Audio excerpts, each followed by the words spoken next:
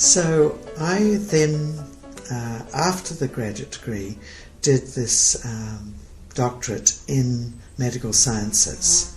And I suppose at that time I came the closest to leaving physiotherapy that I ever got. One, because I found medical anthropology very fascinating. I did an in-depth study of a group in New Guinea that had the neurological disease Kuru, and looked at the people in Tristan da Cunha, an isolated island population, the effect of genetics and various disabilities and congenital deformities that rise up from that.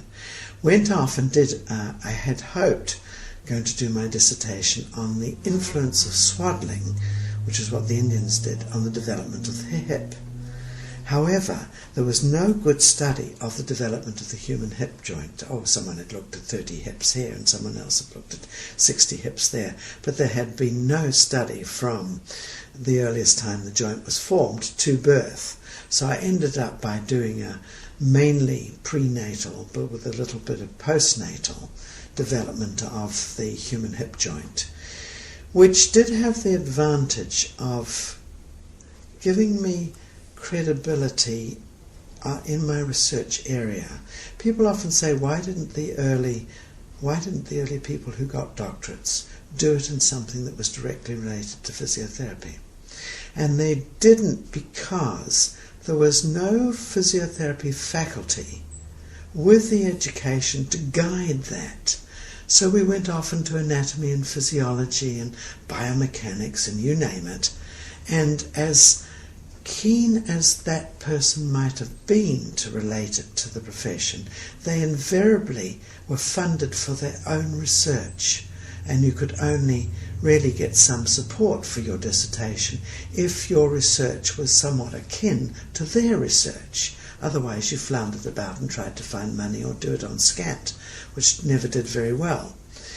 It was unfortunate because it meant they came out of the PhD programs with some very good research skills, totally inappropriate to the profession. Some of those left the profession, never came back. Some of them went into physiotherapy faculties but were unable to get going in their own research program and never got university tenure and left. Then we started employing people who had PhDs who weren't physiotherapists. We made the fatal mistake of giving some of them tenure. Then when we got physiotherapy faculty who had done PhD in the area of physiotherapy, we no longer had tenured positions to offer them because the faculty couldn't just grow because there were people to go into it.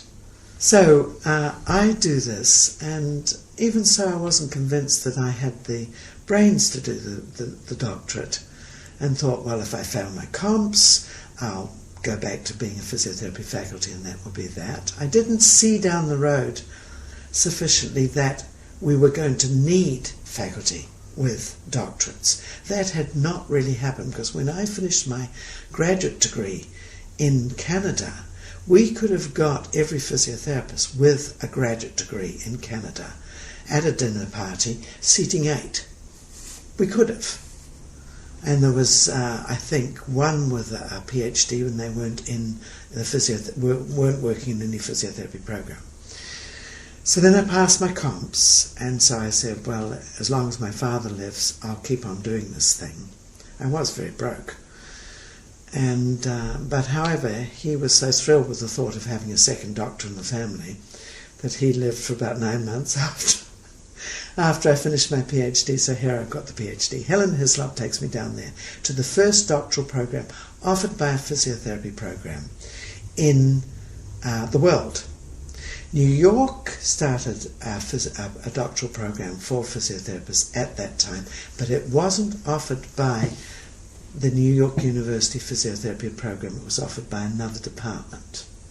And that is how, for instance, Dalhousie did it in the early days. We did not offer our own PhD program, but we've had PhD students in the physiotherapy school, and the main supervisor might be in the school or be in the Department of Anatomy, and the degrees coming that way.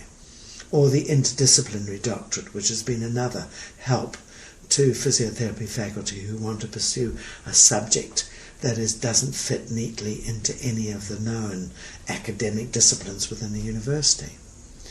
So, and Helen's experience at University of Southern California was fundamentally wonderful for me, because she got introduced me to people. She got me a cross appointment in anatomy. So I had my lab in anatomy. I was taken under the wing of one of the anatomists and did some research projects with him before I got my own grant, and had him as an advisor and a co-investigator and a mentor, etc. Because there was nobody in physiotherapy to do that for me. You can have the best will in the world, but unless you have education in that area, you cannot well mentor somebody. And so I had 2 or 3 students, PhD students under me, who went through also anatomy, but physiotherapy, and started. Mary Beth Brown, who's done a lot of work in exercise in the elderly especially, we ran rats on treadmills. And another person looked at muscle, influence of exercise on muscle. So we started, because we had the faculty, we started being able to get the faculty, whether they were doing graduate thesis or whether they were doing doctoral thesis, we were starting to be able to now get the research projects, so that now you've got faculty who were not only teaching in the area, but were able to conduct clinically based or lab-based, or a mixture of research.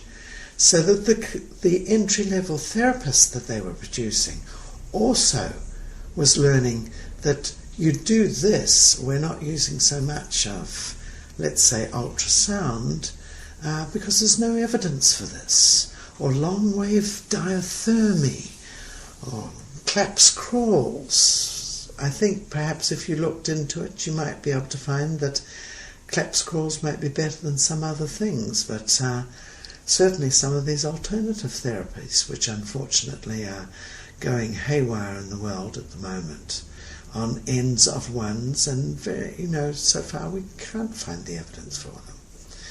But I was, of course, the first person out of New Zealand to get graduate degrees. But at the same time, Haddon Speakman had got baccalaureate overseas, I can't remember where, graduate degrees, and he got his PhD, finished his PhD, possibly before me, because he may have graduated in May and I graduated in October. And that might be a misreading earlier on. Stanley Paris was the next one to get a PhD, and he did it at an open university. But I think Margaret Skinner was possibly the first one who did it in New Zealand, but I don't need to talk about that. But we needed those. But we needed it for more reasons than the clinician could see, because the clinicians can now see that gulf between academia that's seen to be too theoretical, looking for the evidence, and can't relate it to the clinical. The clinician wants to go to something, and how can I use it in the clinic next Monday morning?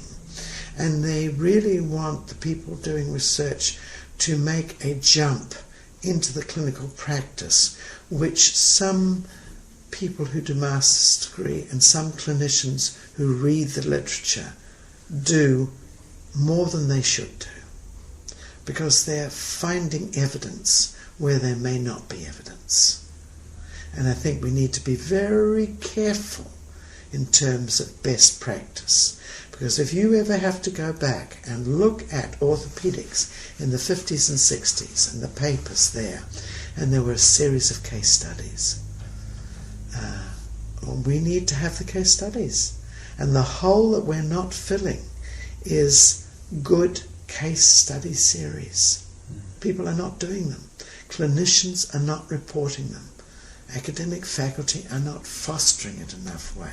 We've got to find some way to involve clinicians with our electronic means in the future, to establish 100 cases of people coming in with these signs and symptoms, with these physiotherapy diagnoses, who've had this physiotherapy, and this is the outcome on good outcome measures that are based on back to work or back to independence for those that aren't working and those kinds of things.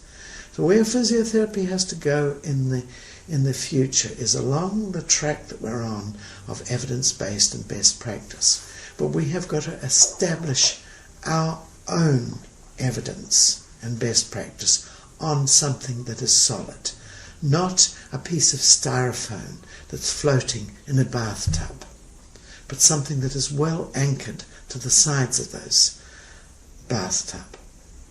And we've also got to be very careful that we do not educate ourselves clinically out of practice. It is not enough for us to be able to practice in private practice and hope that the private insurer or the patient is going to feel, all right, it's worthwhile, I will pay for that. The largest growing age groups are the 75 and over 100, 85 to 100, 100 and upwards. Fastest growing age group in the Western world. And physiotherapy can play a major, major role in that. And how many therapists, how good are we? We're going to have to ensure that we send out an entry-level practitioner who is going to be interested in working with all age groups. They cannot all work with this pampered sports group, and they can't all work in musculoskeletal in the age group that is always going to get better and go back 100%. And is physiotherapy going to survive? Back in the 70s, I gave a lecture to University of Manitoba on the survival of physiotherapy. And I still think the survival of physiotherapy is threatened. And I look at alternative therapies and the advent of the massage therapy, the masseur rise again. I look at what is being taught under the name of health education in schools of education. I look at kinesiologists being in practice with physical therapists. We've abandoned chest therapy in North America. There are chest therapists doing things. And I think that we have no hold on exercise therapists. We are not well established for that. So if we were to look at the future of physiotherapy, we have got to ensure that we are an employable therapist across the range of health care, no matter who provides it, be it state, provincial, and it's got to be for the poor and the elderly, and not just the rich sportsmen and those with good insurance.